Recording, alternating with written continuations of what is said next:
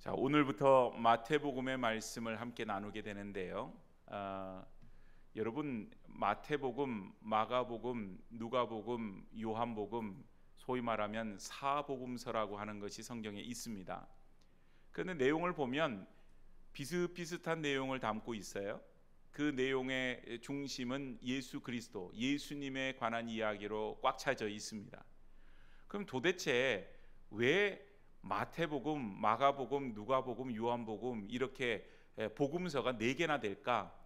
하나만 있어도 되지 않을까? 하나만 있으면 읽는데도 좀 편했을 텐데 4개나 되니까는 4개를 읽어야 되잖아요.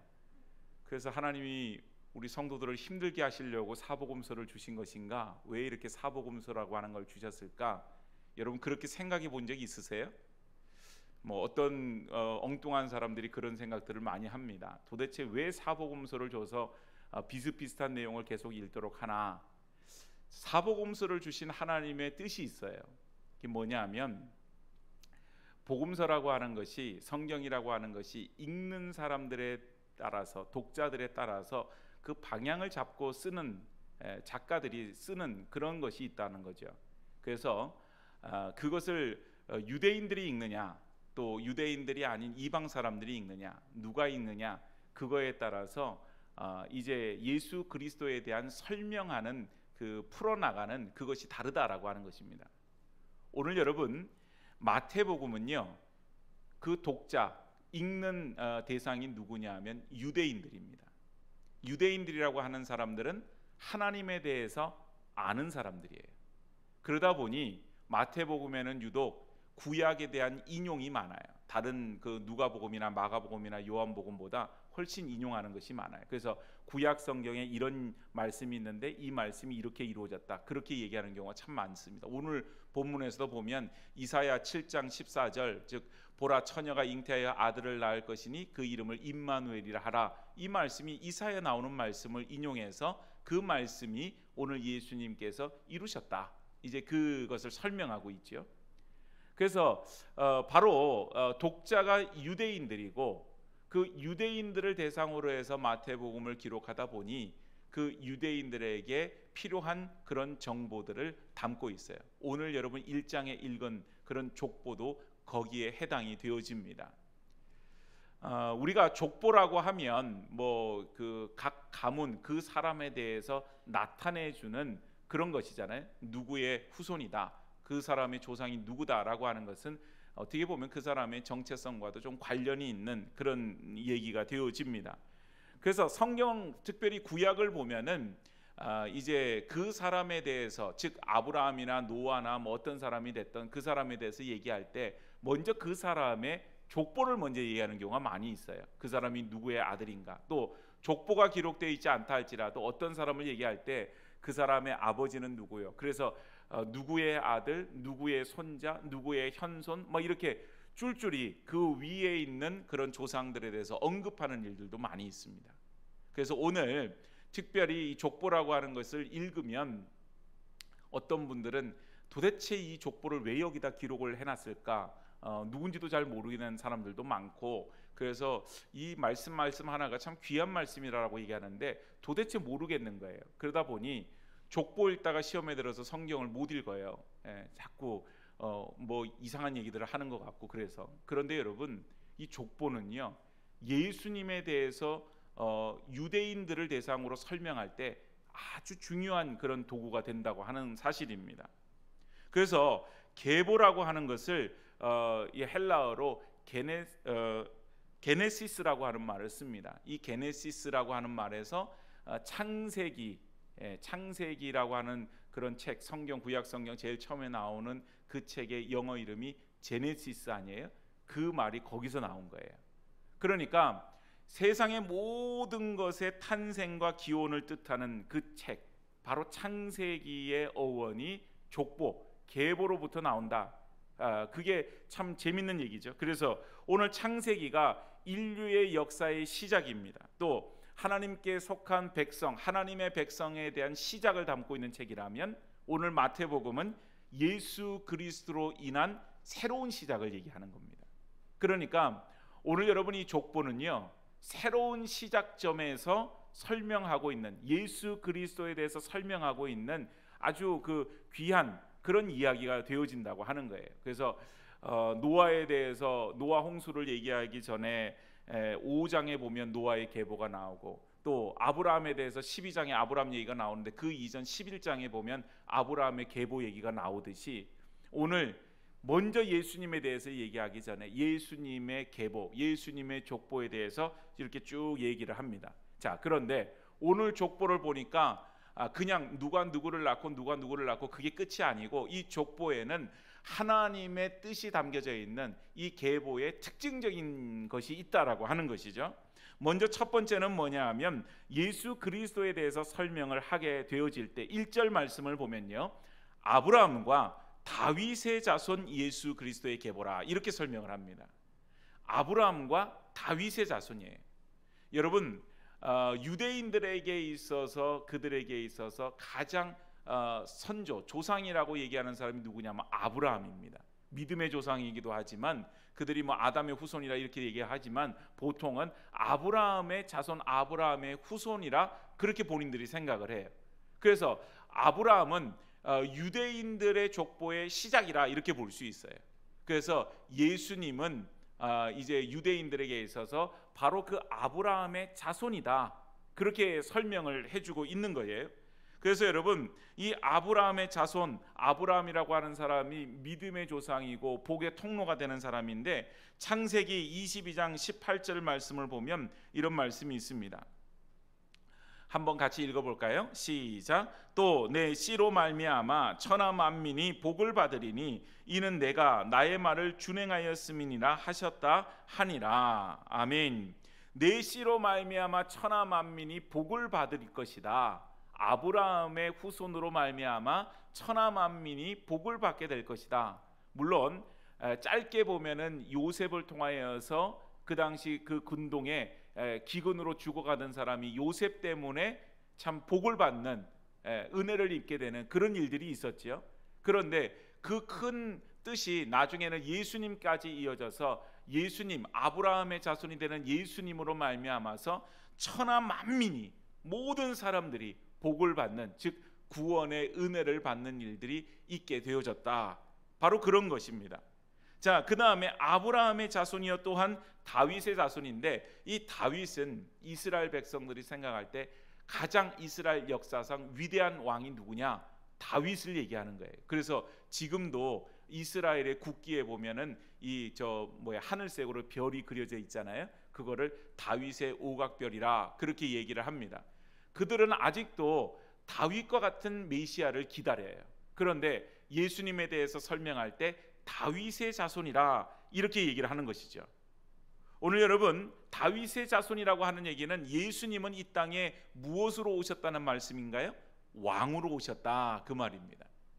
이 땅에 왕으로 오신 예수님, 바로 사무엘하 7장 12절 13절에 보면 다윗의 그 후손에 대해서 또 이런 그 말씀이 있어요. 같이 한번 읽습니다. 시작. 내 수완이 차서 내 조상들과 함께 누울 때에 내가 내 몸에서 날 내 씨를 내 뒤에 세워 그의 나라를 견고하게 하리라. 그는 내 이름을 위하여 집을 건축할 것이요 나는 그의 나라 왕위를 영원히 견고하게 하리라. 아멘.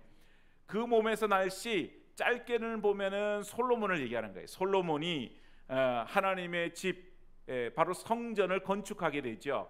그러나 영원한 하나님 나라를 구축하는 것에는 바로 예수님께서 오셔서 그 역할을 감당하신다라고 하는 것이에요.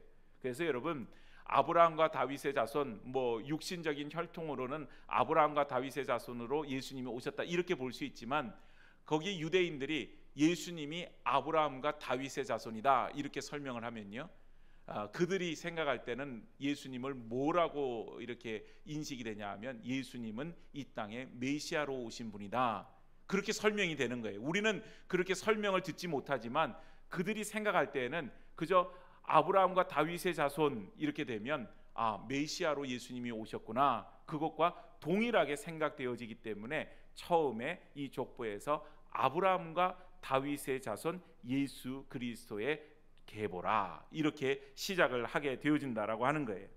그래서 예수님의 어떻게 보면은 아브라함과 다윗에 대한 그 약속이 성취되어지는, 구약의 예언이 이루어지게 되는 그런 그 역사가 이 계보를 통해서 쭉 살펴지게 되는데, 또 하나의 특징이 뭐냐 하면 아주 파격적인 어떤 특징입니다. 그것은 바로 이 계보의 족보에 여성의 이름이 등장한다라고 하는 사실이에요. 여러분, 뭐 오늘날 여성의 이름이 계보에 등장하지 못할 이유가 뭐가 있겠습니까마는, 이 당시만 하더라도 여성이 계보에 등장할 수 없어요. 대단히 그 뭐랄까요, 그 남성 중심의 그런 사회이기 때문에 그런 것이죠. 그런데 여성의 이름이 5명이나 등장을 해요. 그런데 그 5명의 여인들의 그런 그 삶의 모습을 보면 하나같이 예사롭지가 않아요. 첫 번째 나온 사람이 누구냐면 다말이라고 하는 여인이 등장을 하게 되어집니다. 여기 3절에 보면 유다는 다말에게서 베레스와 세라를 낳았다 이렇게 얘기를 하잖아요. 그런데 여러분, 이 다말이라고 하는 여인이 이제 거기 앞에 보면 유다는 다말에게서 이렇게 얘기를 하는데, 유다와 다말과의 관계가 어떤 관계인지 아시죠? 원래 유다는 다말에게 있어서 시아버지였어요. 그렇죠? 그런데 그 아들들이 다 죽었어요. 그래서 그 당시 풍습으로 이제 형이 죽고 나면은 이제 그 뭐예요? 그 자기 남편이 죽고 나면 동생으로 하여금 그 형수를 이제 자기 아내 삼아서 그 씨를 말하자면 대를 잇게 하는 그런 어떤 그 풍습이 있었단 말이죠. 그런데 그것을 나중에 하지 못하게 되니까 혹이라도 그 마지막 남은 아들이 죽게 될까 봐 염려가 되기도 하고, 그래서 그것을 약속을 지키지 않으니까 이 다말이 그 시아버지를 속이고서는 그 시아버지를 통하여서 낳은 아들이 베레스와 세라라고 하는 그 아들들입니다. 그러니까 어떻게 보면 이것은 참 정상적인 관계에서 나온 그런 자녀가 아닌 것이죠. 또 두 번째는 라합이라고 하는 여인이 나옵니다. 여러분, 라합, 여기 5절 말씀에 살몬은 라합에게서 보아스를 낳았다 얘기를 하는데, 라합은 어떤 여인입니까? 바로 기생이었어요. 여리고 정탐꾼을 숨겨주었던 그런 믿음의 사람이었고요. 그러나 그의 직업은 천하디 천한 창기 기생이었다라고 하는 것입니다.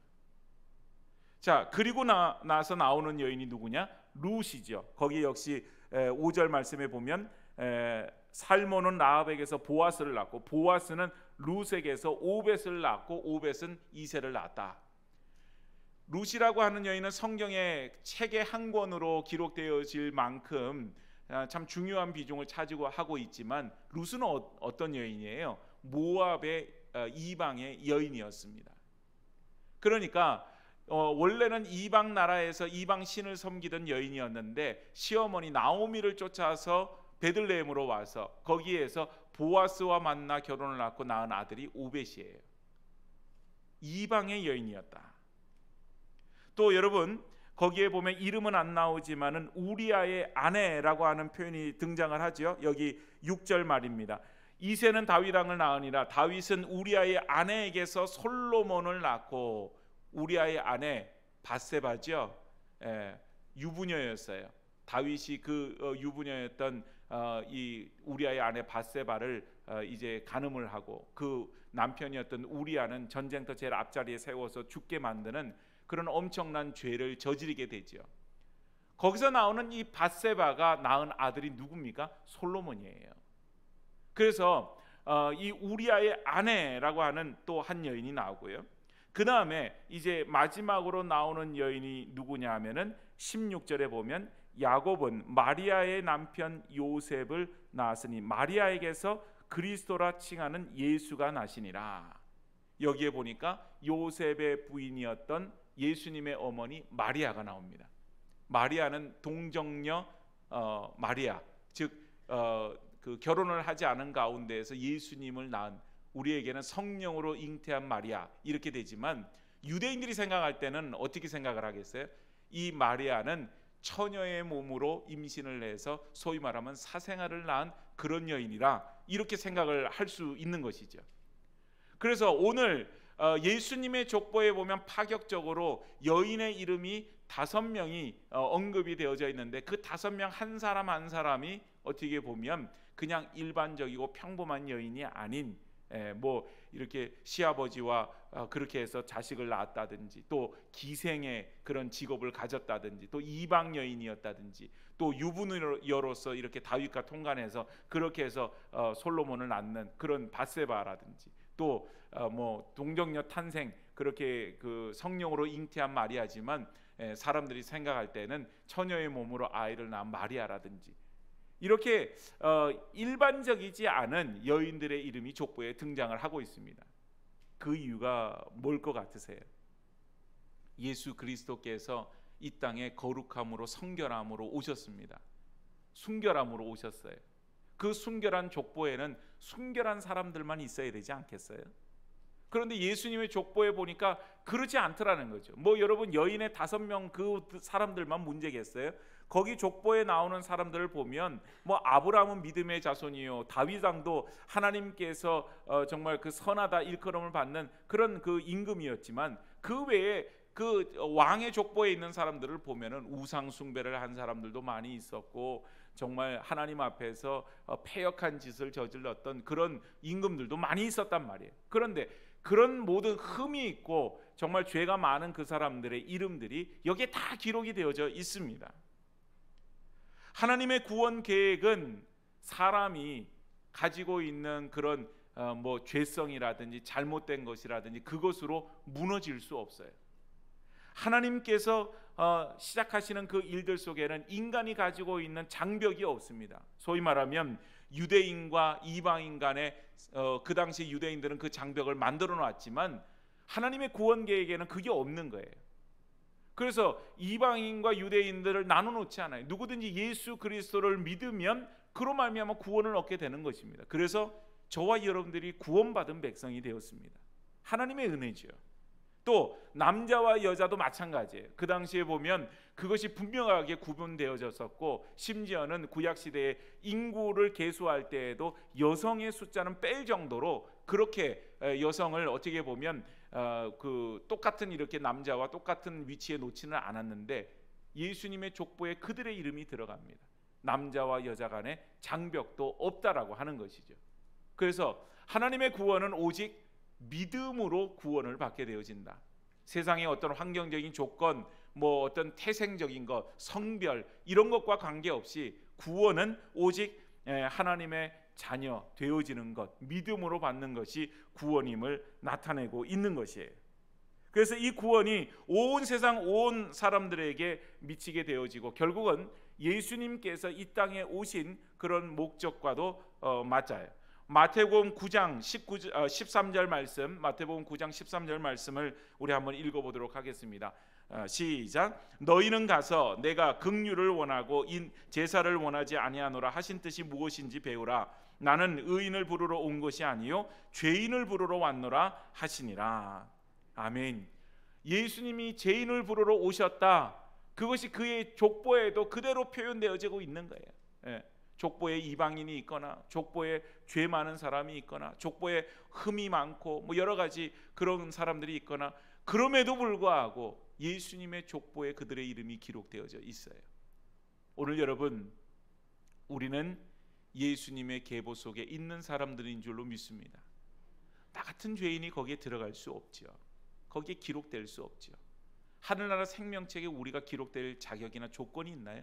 그런 조건이 없습니다. 그러나 예수님께서 우리를 위해서 이 땅에 오셔서 죄인인 우리 때문에 십자가를 지셨기 때문에 바로 우리는 예수 그리스도로 말미암아 구원받은 백성이 되었다라고 하는 사실입니다. 자, 그리고 예수님께서 이 땅에 오실 때에 어쨌든 아버지 요셉과 마리아를 통하여서 났는데, 그런 그 사건들을 가만히 보면은 이제 이 요셉이라고 하는 사람이 뭐 그 여기에 19절 말씀에 이렇게 표현되어져 있어요. 그의 남편 요셉은 의로운 사람이라 그를 드러내지 아니하고 가만히 끊고자 하여. 무슨 말입니까, 여러분? 바로 마리아가 요셉과 아직 결혼하기 전에, 그래서 유대인의 그 결혼 풍습을 절차를 보면은 첫 번째는 약혼을 하는 겁니다. 약혼은 부모나 혹은 중매인을 통하여서 혼인이 약속되어지는데, 그 다음 단계가 뭐냐 하면 정혼이라고 하는 관계가 있어요. 그 정혼은 부모나 중매인에 의해서 약속된다고 해서 결혼이 형성되는 것이 아니라 당사자인 두 사람이 그것을 허락해야 된다라고 하는 겁니다. 그리고 나서 구속력을 가지는 거, 거의 결혼하는 것과 동일한 구속력을 가져요. 그런데 그 구속력이 영원하지 않고 구속력이 1년간 유지가 된다고 하는 사실입니다. 그리고 나서 이제 결혼을 하게 되어집니다. 그래서 여러분 지금 그 약혼을 하고 그리고 나서 동거하기 전에 성령으로 잉태된 것이 나타나서 아직까지 그 결혼을 한 상태가 아니기 때문에 조용히 끊고자 하였다, 이런 얘기를 하지요. 그리고 나서 주의 사자가 나타나서 모든 것이 다 성령으로 된 것임을 그렇게 일러주게 되어집니다. 그리고 나서 예수님께서 이 땅에 오신 목적을 말하는데 여기에 21절 말씀 우리 한번 다시 한 목소리로 읽어보도록 하겠습니다. 21절입니다. 시작. 아들을 낳으리니 이름을 예수라 하라. 이는 그가 자기 백성을 그들의 죄에서 구원할 자이심이니라 하니라. 아멘. 아들을 낳을 것인데 그 이름을 예수라 하라. 여러분, 이 예수라고 하는 이름은 이제 그 우리가 신약에서 예수님, 그러면은 구약에서 그 이름이 똑같은 그런 뜻을 가진 이름이 있어요. 바로 그 이름이 뭐냐면 여호수아입니다. 여호수아의 헬라식 표현이 예수가 되는 것이고요. 그래서 여호수아와 예수는 그 이름의 뜻이 똑같다, 이렇게 보면 돼요. 바로 여호와는 구원이시다. 즉 예수께서 오셔서 많은 백성들을 그들의 죄에서부터 건져내시게 그런 자가 되어진다, 구원할 자가 되어진다, 그것을 나타내주고 있는 것입니다. 오늘 예수님께서 이 땅에 오신 것은 바로 우리를 구원하기 위해 오셨다. 그것을 성경은 분명하게 1장부터 얘기를 하고 있어요. 예수님께서 오셔서 병을 고치셨어요. 예수님께서 오셔서 많은 가르침을 주셨어요. 예수님께서 오셔서 또한 오병이어의 기적을 통해서 사람들을 먹이시기도 하고 그렇게 하셨어요. 그러나 여러분, 예수님은 이 땅에 오신 목적이 무엇보다도 우리를 죄로부터 구원해내시기 위한 그런 목적으로 오셨다고 하는 사실입니다. 그래서 예수님을 대단한 무슨 성인 중 한 명으로, 위대한 어떤 한 분으로 그렇게만 취급하는 것은 온당하지가 않은 것입니다. 이 세상에서 죄로부터 자유로울 사람은 한 사람도 없어요. 어떤 성인이라 할지라도 그 안에는 죄성이 있다라고 하는 것입니다. 왜냐하면 한 사람, 즉 아담이 죄를 지음으로 인해서 그 죄가 온 인류에게 들어왔다 그랬어요. 모든 사람들에게 들어왔다, 이 말이에요. 그래서 사람은 태어날 때부터 죄를 가지고 태어난다. 그걸 원죄라고 얘기를 하죠. 원죄. 그래서 뭐 누구는 그런 얘기를 해요. 갓난아기의 그 해맑은 얼굴을 보면서 이 아기에게 무슨 죄가 있느냐. 어른들이 가지고 있는 죄는 없죠, 당연히. 그러나 여러분, 가지고 있는 원죄라고 하는 것이 있어요. 가지고 있는 원죄. 그래서 누구든지 이 세상에서는 그 죄로 말미암아 우리는 죽을 수밖에 없는 존재라고 하는 것입니다. 죄의 삭은 사망이라. 그런데 여러분, 죄를 사함받기 위해서 구약에서 했던 것은 바로 짐승으로 말미암아, 짐승의 피로 말미암아 그 죄를 속하는 일 아니었어요? 그런데 오늘 여러분, 예수 그리스도께서 십자가에 달려 피 흘리심으로 우리의 죄를 단번에 사하셨습니다. 그래서 이 죄는 특징이 뭐냐? 피 흘림이 없은즉 죄사함도 없느니라. 바로 그거예요. 반드시 죄를 속하기 위해서는 피를 흘려야 되는데 구약의 피 흘림, 그 짐승의 피 흘림은 영원한 것이 되지를 못했어요. 그러나 예수 그리스도께서 오셔서 우리를 위해서 피 흘리셨습니다. 자, 그런데 예수님이 그분도 죄인이라고 한다면 그분이 피를 흘려서 자기 죄를 속할 줄은 모르지만 우리의 죄를 속할 수 있는 능력이 있어요? 그럴 수 없는 거예요.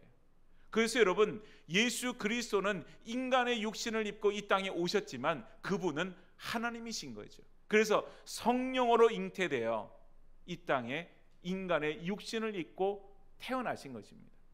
그래서 캐톨릭에서는 그 예수님의 어머니 성모 마리아를 대단히 성인으로 이렇게 취급을 하고 그렇게 하지만 우리 개신교에서는 뭐예요? 아무리 예수님을 태어나게 한 그 마리아라 할지라도 바로 성령으로 잉태해서 마리아의 몸을 빌어서 이 땅에 육신을 입고 예수님이 나오신 것이지 마리아가 흠이 없고 죄가 없는 존재냐? 우리는 그렇게 인정하지 않아요. 이 세상에 어떤 누구도 흠이 없거나 죄가 없는 사람은 없다. 오직 흠이 없는 분, 죄가 없는 분은 한 분밖에 계시지 않는데 그분은 바로 예수 그리스도밖에 없다라고 하는 사실입니다.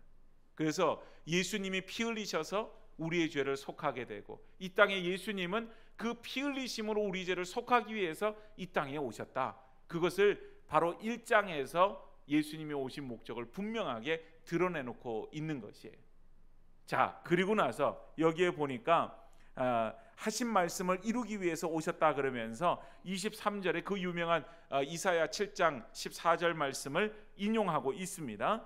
여기 23절 말씀을 다시 한번 읽습니다. 같이 읽습니다. 시작. 보라, 처녀가 잉태하여 아들을 낳을 것이요 그의 이름은 임마누엘이라 하리라 하셨으니 이를 번역한즉 하나님이 우리와 함께 계시다 함이라. 아멘. 하나님이 우리와 함께 하시는 그 증거로서 오신 분이 누구냐? 바로 예수 그리스도, 예수님의 다른 이름 임마누엘, 하나님이 우리와 함께 하시다, 그런 뜻이 되어지는 것이죠.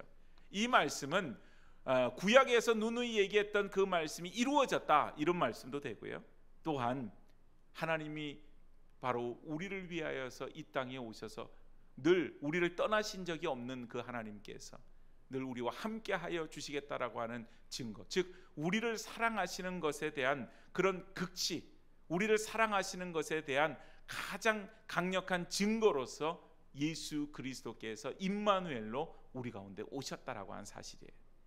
여러분, 우리가 예수를 믿는다고 하는 것이 그래서 은혜입니다. 우리에게 자격과 조건이 없어요.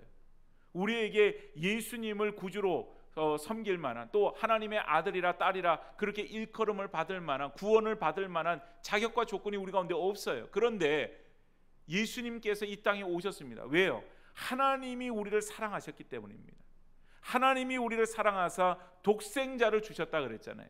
우리가 하나님을 사랑한 것이 아니라 하나님이 우리를 사랑하신 것이다. 성경은 분명히 그렇게 말합니다.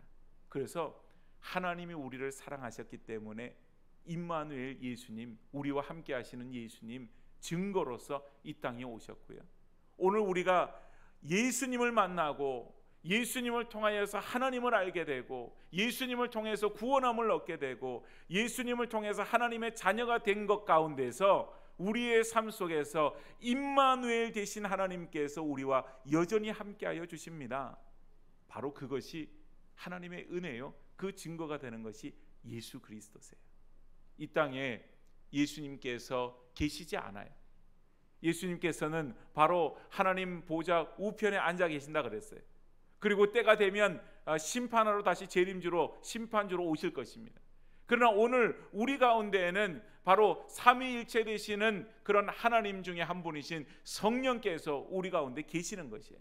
성령께서 예수님을 알도록 우리에게 깨닫게 해주시고 가르쳐 주시고, 우리가 성령님으로 말미암아 예수님에 대해서 주로 고백할 수 있는 믿음도 얻게 되는 것이죠. 그래서 여러분, 참 이 신앙은요, 우리가 하나님을 알고 예수 그리스도를 믿고 구원받는 이 신앙을 보면 그 자체가 신비해요. 이론적으로 이렇게 저렇게 설명하기 참 어렵습니다. 왜 예수님이 성령으로 어떻게 사람이 잉태해서 이 땅에 태어날 수가 있나? 그리고 어떻게 예수님이 그렇게 온 인류의 죄를 다 구속하기 위해서 십자가 달리실 수 있나? 정말 예수님이 십자가에 달리심으로 우리의 죄가 다 사함을 받게 되고, 우리가 예수 그리스도의 이름으로 회개하면 다 우리 죄가 사함을 받게 되는가? 그걸 뭘로 보증할 수 있느냐? 사람들은 예수 그리스도에 대해서 말을 하지만 예수 그리스도를 믿지는 못해요. 근데 오늘 저와 여러분들은 예수 그리스도에 대해서 말할 뿐만 아니라 예수님에 대해서 믿어요. 어떻게 믿는 것입니까, 여러분? 우리의 이성적인 것으로 믿을 수 있어요? 아니에요. 못 믿어요. 하나님의 은혜가 아니면, 성령님께서 우리 가운데 함께하여 주시지 않으면 우리는 예수님을 믿을 수가 없는 것입니다. 오늘 임마누엘 되신 예수님, 우리 가운데 함께하여 주시는 예수님, 우리의 죄를 속하기 위해 오신 예수님, 그 예수님으로 말미암아 우리가 구원받은 백성이 되었고, 예수님으로 말미암아 이 땅 가운데 하나님의 자녀가 되었고, 예수님으로 말미암아 우리가 이 땅 가운데 살아갈 수 있는 존재가 되었음을 고백하고, 또한 믿음으로 주님께로 날마다 나아가는 주의 백성들이 되어질 수 있기를 소망합니다. 우리가 이 믿음이 없으면요, 신앙생활은 어떻게 보면 그냥 헛개비 같은 거예요. 헛것이에요. 아무런 의미가 없어요. 여러분, 예수님을 믿는 것이, 예수를 믿는다고 해서 소위 말하면 하늘에서 돈이 떨어지겠어요? 뭐가 떨어지겠어요? 예수님을 믿는 것은요, 그것보다 더 이상의 가치, 우리에게 구원이라고 하는 것을 주시는 하나님의 선물을 받는 것입니다. 오늘 여러분, 이 세상 속에서 무엇을 가지지 못했다고 해서 우리가 한탄하고 원망하고 불평할 이유는 없죠. 왜냐하면 그것보다 더 귀한 것, 바로 우리에게는 구원을 선물로 받았기 때문입니다. 또한 예수 그리스도를 우리가 만났고 성령님을 우리로 선물로 우리가 소유하고 있어요. 내 안에 성령님이 계세요. 그렇기 때문에 우리의 삶은 환경과 상관없이 이 세상 속에서 매일매일 하나님과 동행하는 삶이요, 매일매일 그 약속의 말씀, 임마누엘이라고 하는 하나님 우리 함께 하시겠다, 그 약속의 말씀대로 우리가 살아갈 수 있게 되어지는 것입니다. 저와 여러분들이 임마누엘 되시는 주님을 고백하고 그 임마누엘 되시는 주님과 더불어서 우리가 이 세상 속에서 오직 믿음으로만 살아갈 수 있는, 이 세상 사람들이 어디로 달려가는지 상관없이 우리는 믿음으로 예수님과 함께, 나는 순례자, 우리 아까 찬양으로 고백했잖아요. 말 그대로 그래요. 이 세상 길은 우리에게 순례자의 길이요, 나그네의 길과 같은 것입니다. 그러나 때가 되면 우리는 어떻게 해요? 바로 그 아버지 집으로 돌아가게 될 것입니다.